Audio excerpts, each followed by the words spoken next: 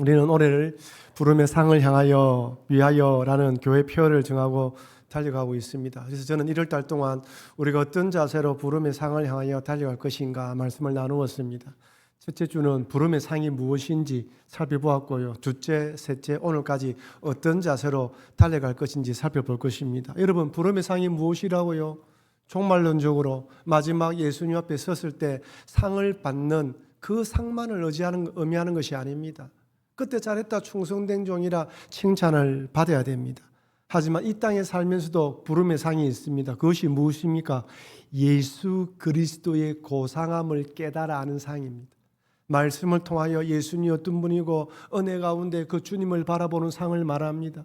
또한 부활의 능력을 힘입어 죄와 싸우는 이기는 능력입니다. 여러분, 우리가 경기에서 골을 엿든지 승리했을 때 기쁨을 누린 것뿐만 아니라 믿음에서 그 죄와 싸워 이겼을 때 감격도 이루 말할 수 없습니다. 그것을 매번 이겨야 되는 것이죠. 그래서 이런 상을 향하여 달려가자고 말씀드렸습니다.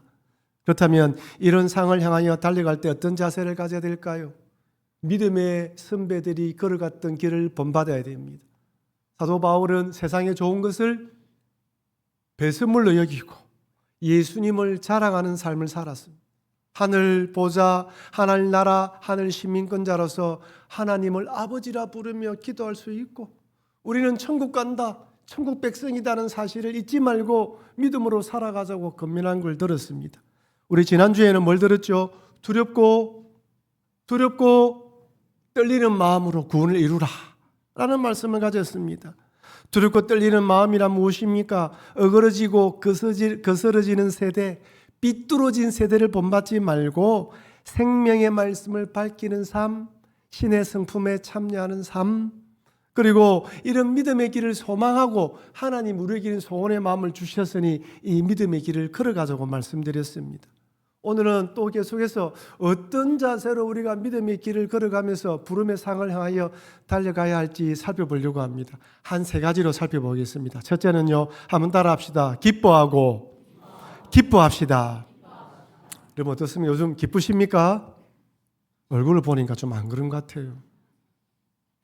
여러분 참 처음에 예배 드릴 때 여기서 한번 보셔야 되는데, 예배 드릴 때 여러분 인상이 어떤지 봐야 되는데 깜짝 놀랄 겁니다. 때로는 무서워요. 집에서 화나셨나? 사실 기뻐할 일이 많이 없는 게 사실입니다. 근데 사도 바울이 오늘 본문의 말씀에서 성경이 이렇게 말합니다. 빌립보서 4장 4절 우리 같이 읽겠습니다. 할렐루야.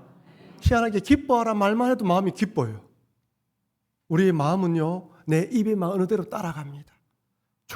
죽겠다 하면 죽는 거고요. 기쁘다 하면 기뻐지는 것입니다. 사도 바울이 기뻐하라고 이야기합니다. 감정적으로 즐거운 상태를 넘어 하나님 은혜로 기뻐하는 상태를 말합니다. 여러분, 기뻐하지 않는데 기뻐하는 사람 보면 이상하다 이야기합니다. 근데 여기서 말하는 기쁨이라는 건요, 환경과 상황을 초월해서 하나님이 주시는 기쁨, 영적 기쁨, 신앙의 기쁨을 가지라는 것입니다. 신앙의 기쁨은 은근한 것입니다. 은밀합니다. 내 안에 뭔가를 주시는데 말로 표현할 수 있는 기쁨이 있어요. 여러분, 빌립보스에서 기뻐하라는 이 단어가요, 파생애를 포함해서 자그마치 19번이나 사용되었습니다. 여러분, 기뻐하는 감정은 사실 환경의 영향을 많이 받습니다. 뭔가 기뻐하는 일이 생겨야죠. 남편이 월급이 올랐다, 아이가 상을 받았다, 좋은 일이 있어야 기뻐합니다. 그게 사람이에요. 우리 뇌에는요, 여러 신경 전달 물질이 있는데 그 중에서 세라토닌이라는 신경 전달 물질은 행복 호르몬이라 불러요. 기분, 식욕, 수면, 성적인 욕구를 담당합니다. 좋은 일, 생각지도 않았던 기쁜 일이 있으면 이 세라토닌이 생성되면서 기뻐하게 만듭니다. 만약 이 세라토닌을 비롯하여 다른 신경 전달 물질이 잘 분비되지 않으면 사람이 우울증에 빠져요. 우울해집니다. 시중에 나와 있는 항우울제 치료제는 전부 다 이런 신경 전달 물질이 잘 분비되도록 돕는 역할을 하는 것입니다. 여러분 놀라지 마십시오. 이 세상에서 가장 많이 팔리는 약 중에 하나가 항우울제입니다. 많은 사람들이 이 문제를 가지고 있다는 것이죠. 그만큼 많은 사람들이 우울하다고 이야기하는 것입니다. 질병이나 사고를 당해 그리고 나이가 들어서 어쩔 수 없이 약을 복용하는 것을 제외하고 많은 분들이 우울하다는 것이에요. 여러분, 사실 이 세상 살아가다 보면 좋은 일보다 슬프고 힘든 일이 더 많습니다. 좋은 일 10가지 있다 하더라도 한 가지 안 좋은 일이 있으면 10가지 기쁨이 사라져 버려요. 그죠? 참 이 기쁨이 이 슬픔을 이겨야 되는데 슬픔이 너무 크면요 인생에 큰 어려움이 찾아와요. 어떤 분이요 자기 언니가 너무나 자매로 친하게 지냈는데 언니가 코로나 때 돌아가신 거예요. 그 몇 달 전까지 친근하게 이야기하고 친밀하게 이야기를 나눴는데 갑자기 코로나 딱 돌아가시면서 이 동생의 마음에 상처가 남았어요. 언니가 돌아가시고 난 뒤에 지금까지 한 번도 언니 빈소를 안 갔대요. 왜? 슬프니까. 상담자가 이제 헤어짐에 이별을 하십시오. 언니 묘소에 가서 이제 만나뵈고 잊어버리라는 거예요. 사람이 한번 슬퍼하면요 더 깊은 슬픔에 빠지게 되어 있습니다. 여러분 2019년도 우리 코로나 팬데믹을 한번 생각해 보십시오. 사람 만나는 게 두려웠습니다. 그때 사람 얼굴에 웃음이 없어졌어요. 마스크를 낀 얼굴 뒤편에 눈동자에는 불안과 두려움이 가득했습니다. 그 사람 만났는데 그 사람 코로나 걸리면 나도 격리가 되었어요. 밖에 나오면 손을 씻었습니다. 사람이 그렇게 무서운 줄 몰랐어요. 여러분 코로나 끝나면 좋을 줄 알았습니다. 여러분 코로나 끝나고 몇 년이 흘렀습니까? 어떻습니까? 세상에 좋은 일이 더 많이 생겼습니까? 전쟁이 끊이지 않아요. 지진과 자연재해, 기상 이후 현상, 이상 현상으로 전 세계 산불이 계속해서 일어납니다. 작년에는 트럼프가 대통령이 되면서 관세 전쟁이 일어나면서요. 전 세계가 힘들어했어요. 여러분 이제 세계화는 끝났습니다. 글로벌 시대는 지나갔습니다. 지금은 각자 도생의 시대입니다. 약한 나라는 더 약해지고요. 강대국은 더 많은 걸 얻으려고 자기만 생각합니다. 자기밖에 몰라요. AI의 혁신적인 기술의 발달로 여러분 로봇 자꾸 나오고 있어요. 더 기술이 발전되고 있습니다. 여러분 더 좋은 세상이 될까요? 더 불안한 세상이 될까요? 한편으로 기대가 되지만 더 불안해요. 어떤 세상이 될지 아무도 모릅니다. 여러분 제가 좋은 소식 하나 알려드릴게요. 좋아해야 됩니다. 일부에서는 좋아하지 않았어요. 우리나라 2024년도 우리나라 국민소득이 36,624달러입니다. 감사합니다. 우리나라 돈으로 4,500만 원이에요. 깜짝 놀랐죠? 인구 5천만 명 이상의 국가 중 6위라고 합니다. 확실히 성가대가 산양대가 제가 깜짝 놀랐어요. 통계를 보면요. 야, 우리나라가 5천만 명 이상의 국가 중 6위라고 한다. 여러분 실감 납니까? 실감이 안 나요. 물가는 계속 올라갑니다. 돼지국밥이 한 그릇 10,000원씩이에요. 그죠? 서민구음 시위라 했는데 우리하고 전혀 상관없는 것 같아요. 밖에 나가보면 사람들의 얼굴이 다 굳어 있습니다. 기쁜 웃음 짓는 사람 많이 없어요. 억지로 입술을 올리지 않으면요 다 굳어 있어요. 근데 여러분 사도 바울이 기뻐하라고 서신서를 보내고 있는 이 사도 바울의 상황이 기뻐할 수 있는 상황이 아닙니다. 로마 감옥에 수감되어 있습니다. 물론 가택연금 수준이지만 자유로운 상태가 아닙니다. 그렇다고 사도 바울이 죄를 지었다면 할 말이 없어요. 네 죄 짓고 감옥에 가는데 무슨 할 말이 있노? 이렇게 말할 겁니다. 근데 사도 바울은요 복음을 전하고 오해받아서 감옥에 수감이 되었어요. 억울한 상황입니다. 요즘 사람들이요 참지를 못합니다. 조금만 피해를 입으면요 고소합니다. 명예훼손으로 고소하는 고소거리 얼마나 많은지 몰라요. 자기가 명예훼손되었다면 참지를 못해요. 그런 세상입니다. 그런데 사도 바울은 억울하게 감옥에 갇혔습니다. 어떻게 기뻐할 수 있단 말이며 기뻐할 수 없는 것이죠. 그렇다면 어떻게 사도 바울은 기뻐할 수 있을까요? 그는 비록 감옥에 갇혔음에도 주 안에서 신앙의 관점에서 하나님께서 주시는 새로운 기회로 받아들였습니다. 즉 감옥이라는 상황, 그 환경만 바라보고 불평불만하고 원망한 것이 아니라 왜 하나님이 나를 억울하게 감옥에 보내었지? 여기서 내가 하나님을 위해 해야 할 일이 무엇이지? 생각을 전환시켰습니다. 여러분, 신앙은 생각을 전환하는 것입니다. 믿음이 좋은 사람은 생각의 전환이 빠른 사람입니다. 여러분, 감옥에 갇히면 억울하죠. 억울하다고 마음을 이게 불평불만하지 않는 사람은 아무도 없습니다. 그런데 신앙은 빨리 바꾸어서 주님이 여기에서 나에게 뭘 요구할까? 사도 바울은 여기에서 내가 해야 할 일이 무엇인지를 발견했습니다. 여러분, 제가 질문 드릴게요. 지금까지 바울은 3차례에 걸쳐서 선교 여행을 했습니다.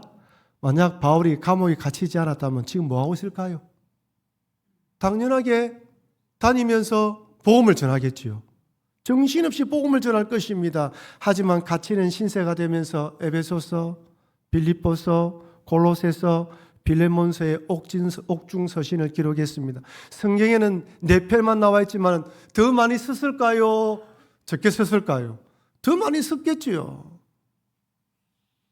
여러분, 사도 바울은 감옥에 있으면서 빌립보서를 통하여 기뻐하는 삶을 살라고 성도들을 권면합니다. 에베소서를 통해서는 교회론에 통해서 이야기를 하고요. 골로새서에는 기독교 신앙의 교리에 대해서, 빌레몬서에서는 형제 사랑에 언급합니다. 사도 바울이 감옥에 있으면서 교회 문제들을 듣고 차분하게 앉아서 편지를 써서 보내면서 성도들을 격려했던 것입니다. 바울은 억울하게 갇혔지만 그곳에서 자신의 도움이 필요한 교회를 돕는 역할을 했습니다. 그래서 주 안에서 기뻐하고 기뻐했던 것입니다. 이것은 우리도 동일합니다. 2026년에도 여러분 죄송하지만 억울한 일을 만날 수 있습니다. 속상한 일을 얼마나 많이 만날지 모릅니다. 가슴 아프고 미어지며 홀로 눈물 흘릴 수 있을 것입니다. 왜 주님이 나에게 이런 일을 허락하시는지 알 수 없어서 가슴이 분통 터질 수도 있습니다. 하지만 거기서도 시선을 좀 돌리셔서 왜 주님의 뜻이 무엇일까? 여기서 내가 신앙적으로 해야 할 일이 무엇인가 찾으시고 기뻐하시는 여러분과 제가 되길 바랍니다. 제가 여러분들에게 사진 한 장을 보여드리겠습니다. 이 사람은 인도 사람인데 이름이 구말이라는 사람입니다. 인도의 공군 조종사였습니다. 공군 비행기 조종사. 여러분 엘리트입니까? 아닙니까? 엘리트입니다.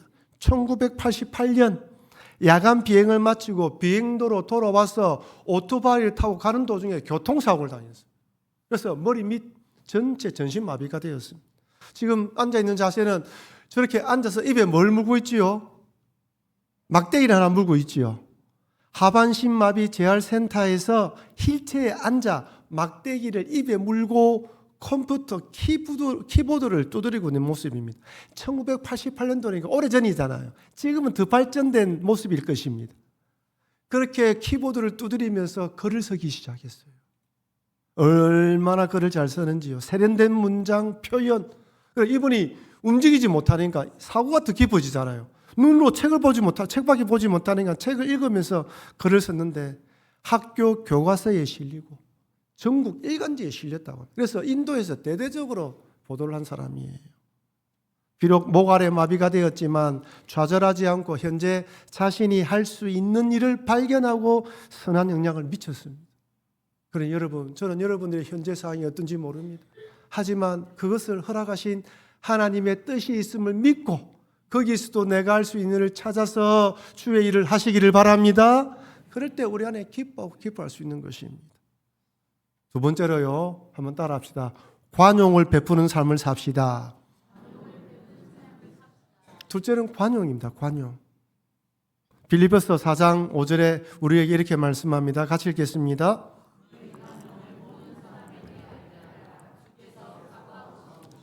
관용을 누구에게요? 모든 사람입니다. 그 다음에 뭐라고요? 주께서 가깝다고 이야기합니다. 관용은 모든 사람에게. 왜? 주님이 가깝다는 거예요. 주님이 가깝다는 건 언제 오실지 모른다는 말입니다. 주님 앞에 서게 된다는 뜻입니다. 여기 관용이라는 헬라 뜻은 부드러움, 인내, 타당성이라는 뜻이에요.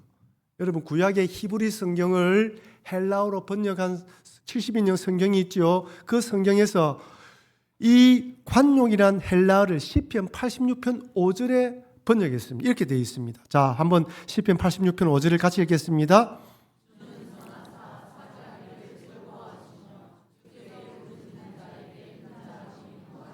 여러분 여기서 관용이란 헬라어가 어떤 단어일까요?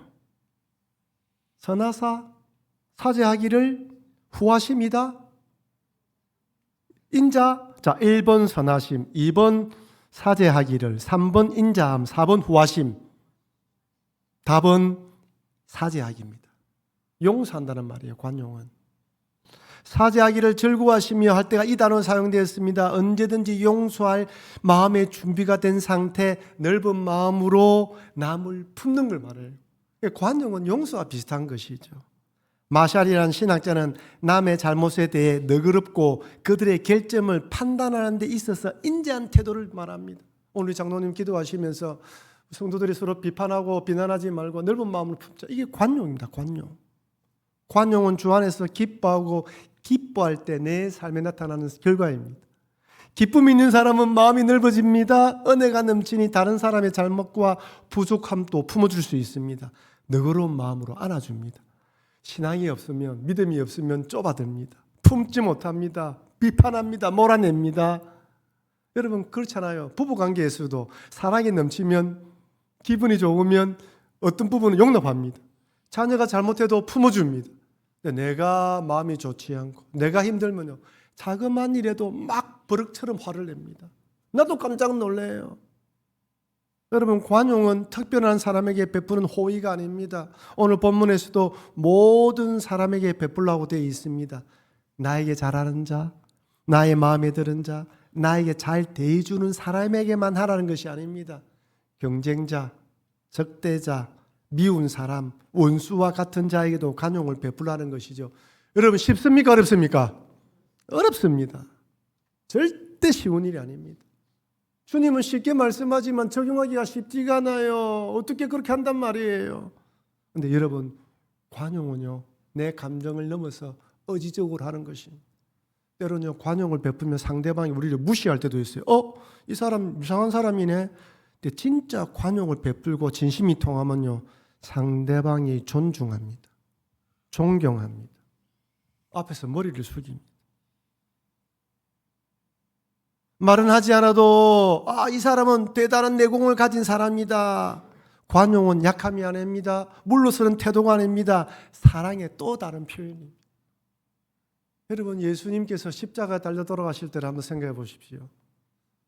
여러분 뭐 그림이나 무슨 이런 상을 보면 예수님이 아랫도리를 가리고 있지만요, 그 당시 십자가형을 당할 때는 빨갛게 죽였어요.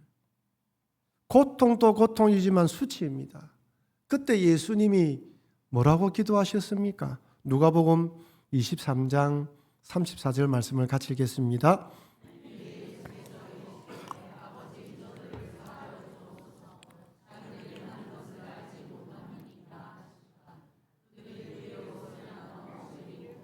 한번 따라합시다.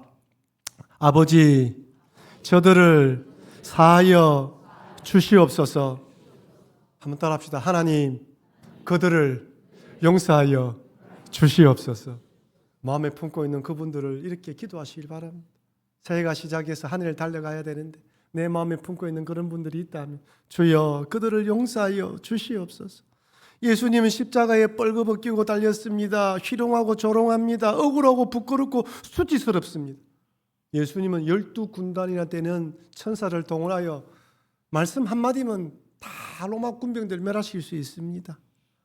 예수님은 능력이 없어서 십자가에 달린 것이 아닙니다. 예수님은 힘이 없어서 십자가에 달린 것이 아닙니다. 충분히 멸하실 수 있음에도 하나님의 뜻이기에 그들을 용서합니다. 원수를 사랑으로 갚았습니다. 미움을 관용으로 품었습니다. 여러분 신앙의 완성은 사랑에 의한 관용입니다. 그러니 이 땅에 사는 동안 여러분들에게 악하게 하는 사람들이 있을지라도 관용을 베푸시기를 바랍니다.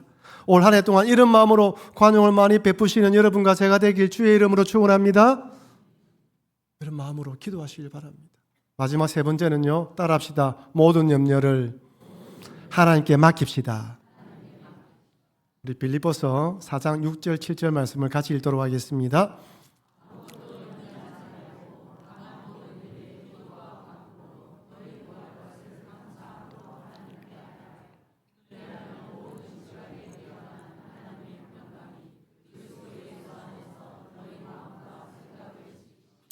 사실 이 구절 한 말씀만 가지고 붙들어도 우리가 성공하는 것입니다.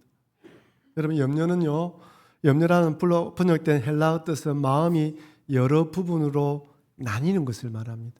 여러분, 염려하는 사람이 어떻습니까? 왔다 갔다 안절 부절 어쩔 줄 모릅니다.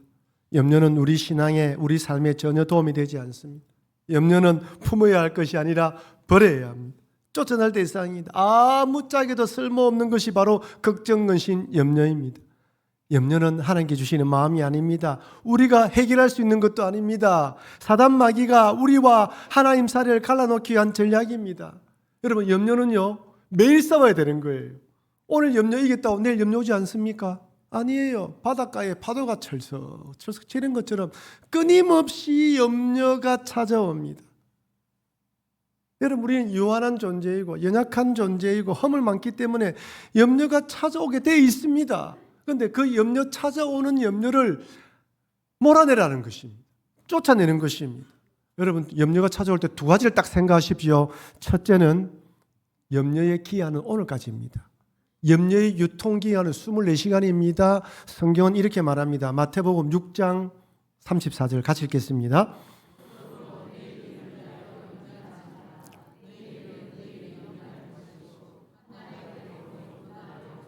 그날로 족하다는 거예요. 아마 오늘도 여러 가지 염려로 앉은 분이 계실 것입니다. 오늘로 족하시길 바랍니다. 유통기한이 오늘까지예요. 오늘 염려를 내일까지 가져가지 마십시오. 내일은 또 내일 염려할 거래 또 있어요. 어쨌든 연장하지 마십시오. 여러분, 유통기한을 어기면 법적으로 잡혀갑니다. 여러분, 염려의 유통기한을 어기지 마십시오. 오늘까지라고 믿으시길 바랍니다. 첫 번째는 뭐라고요? 유통기한이 오늘까지다. 두 번째는요, 염려는 하나님께 맡겨야 됩니다. 염려는 내가 해결할 문제가 아닙니다. 하나님께서 해결해 주셔야 됩니다. 내가 해결할 수 있는 문제라면 염려하지 않았겠지요. 그렇기 때문에 맡기는 거예요. 염려는 하나님께 맡겨야 됩니다. 베드로전서에서 이렇게 말씀합니다. 베드로전서 5장 7절 같이 읽겠습니다.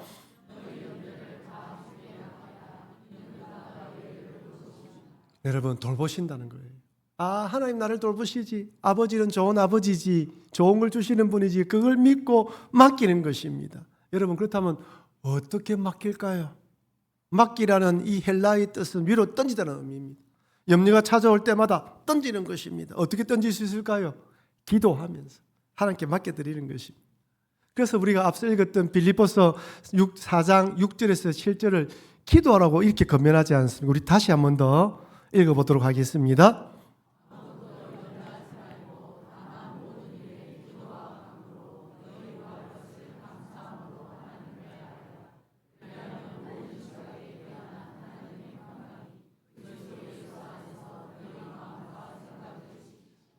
돌보시는 하나님을 바라보고 기도와 간구로 감사함으로 아뢰는 것입니다. 여러분, 참 희한한 게요, 기도하면 담대함을 주셔요. 기도하면 그 염려를 이겨낼 수 있는 은혜를 주십니다. 기도하면요, 큰 마음에 힘을 주셔요. 여러분, 수요일 날 오셔서 부르짖어 기도해야 됩니다. 세상이 얼마나 험악한지 몰라요. 제가 보니까 저분은 수요일 날 와서 기도해야 되는데 기도하지 않은 분이 있어요. 지금 풀어놓고 기도하고 매달려야 되는데, 여러분, 부르짖어 기도할 때가 많지가 않아요. 기도해야 돼요. 기도하면 내 영혼이 삽니다. 기도하면 은혜를 유지할 수 있습니다. 기도하면 염려를 극복합니다. 그런데 왜 굳이 감사함으로 기도하라 했을까요? 여러분, 오늘 본문에서 너희 구할 것을 하나님께 아뢰라면 돼요. 그런데 감사함을 왜 했을까요? 감사는 우리의 시선을 바꾸기 때문입니다. 문제에 고정되어 있던 시선을 하나님께로 옮깁니다. 상에 붙잡혀 있던 마음이 하나님을 붙잡게 만듭니다. 감사는, 잘 들으십시오, 감사는 문제가 없습니다라는 고백이 아니라 문제보다 크신 하나님을 믿습니다라는 신앙 고백입니다. 다시 한 번 더요. 감사는 문제가 없습니다라는 고백이 아니라 문제보다 크신 하나님을 믿습니다라는 신앙 고백이에요. 아멘입니까? 여기서 지켜주신다라는 이 단어가요, 군사 용어예요. 군인이 지킨다는 의미입니다. 하나님이 마치 군인이 성문을 지키듯이 철저히 보호한다는 의미입니다. 하나님께서 기도하면 염려가 마음을 점령하지 못하도록 지켜 보호해 주십니다. 하나님에 대한 신뢰와 믿음의 경비병이 염려의 적을 몰아냅니다. 그래서 염려가 찾아올 때 하나님께 감사함으로 기도하고 맡겨야 되는 것입니다. 사랑하는 성도 여러분, 제 모든 설교를 다시 그림 한 장으로 그려보았습니다. 우리가 걸어가는 믿음의 길에는 부름의 상이 있습니다. 이것을 잊지 말고 주 안에서 기뻐하고 기뻐하시길 바랍니다. 비록 갇히고 막히고 힘든 상황이 찾아온다고 할지라도 내가 주 안에서 할 수 있는 일을 발견하고 그 일을 하시길 바랍니다. 그러면 얼마든지 주 안에서 기뻐하고 기뻐할 수 있습니다. 모든 사람들에게 관용을 베푸십시오. 나를 미워하고 싫어한 사람일지라도 품고 선대하십시오. 십자가에 매달린 주님도 모든 사람들을 용서하셨다는 걸 기억하시면서 관용을 베푸시길 바랍니다. 마지막으로 모든 염려는 하나님께 기도하면서 맡기시길 바랍니다.